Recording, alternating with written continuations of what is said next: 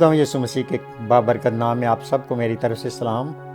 मैं pastor Rafiq Sherfane से बात कर रहा हूँ और ये आपके गोश गुजार करना चाहता हूँ कि यीशु मसीह का किरदार नस्ल इंसानी से फ़र्क, बालातर और ब्लेमलेस, जैसे कोई गुनाह नहीं। यीशु ने ये कहा यूहन्ना की अंजील के 8वें बाब की 46वीं आयत में कि तुम में कौन मुझ पर गुनाह साबित करता है? कौन मुझ पर गुनाह साबित कर सकता है या करता है? सो ये बात कोई ज़मीन पर इंसान नहीं कर सका। और फिर मैं अक्सर लोगों से जब अंजील सुनाता हूँ, ख़ास अपने गैर मुस्लिम भाइयों के साथ, तो यही कहता हूँ कि एक ही शख्सियत ज़मीन पर अपने बड़ा होने का या निजात दिंदा होने का या जो चीज़ें इंसान नहीं कह सका, उन्होंने कही है कि मैं राह, हक और ज़िंदगी हूँ।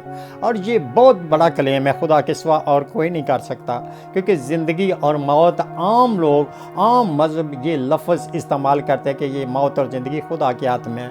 तो जीसस जो हैं, यीशु मसीह जो हैं, ये सब कुछ ही थे। इंसान, कामिल इंसान और कामिल खुदा थे, और नबी कोई उनके बराबर नहीं है, क्योंकि नबियों से गुनाह हुआ। क्योंकि कलाम मुक़द्दस रोमियो के 3 बाब की 23 आयत में लिखा कि सब ने गुनाह किया और खुदा के जलाल से महरूम हुए।